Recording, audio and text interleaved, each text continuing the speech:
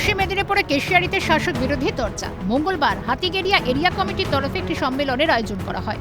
অভিযোগ, সম্মেলনের পরেই একদল দুষ্কৃতী বামেদের পার্টি অফিস ভাঙচুর করে তাণ্ডব চালায়, পোড়ানো হয় দলীয় পতাকাও।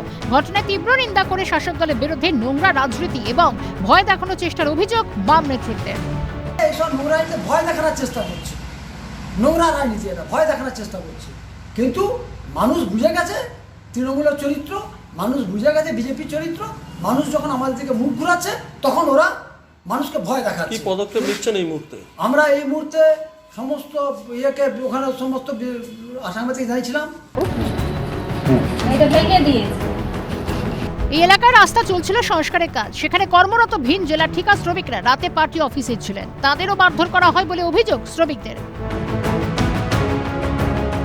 এখানে এসে হামলা করছে, আমাদেরকে বলছে বার হয়ে যা, সৃষ্টি করছে।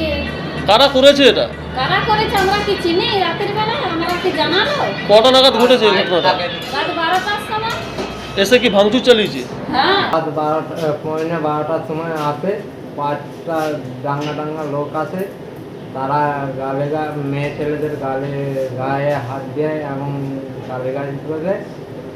আর এমনকি কোপার দরজা ভেঙে ঘরে এমনকি যা ধান্না বান্না ছিল উড়িয়ে দিয়েছে।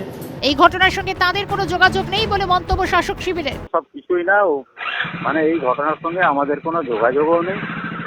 সিপিএম কোথায় কি করছে ওদের ব্যাপার, ওদের তো ওরা তো শূন্য, সব জায়গায় শূন্য। এখন আবার নিজেদের মানে গা ভাসিয়ে বেঁচে থাকার হয়তো চেষ্টা করছে, তবে এরকম ঘটনা আমার জানেও আসেনি এই প্রথম। ইতিমধ্যে পুলিশ প্রশাসনের কাছে অভিযোগ দায়ের করা হয়েছে সিপিএম এর তরফে। পরবর্তীতে প্রতিবাদ ও বিক্ষোভ কর্মসূচি করবেন বলেও হুঁশিয়ারি তাদের। পশ্চিম মেদিনীপুর থেকে রণক কুমার শঙ্করের রিপোর্ট, কালকট নিউজ।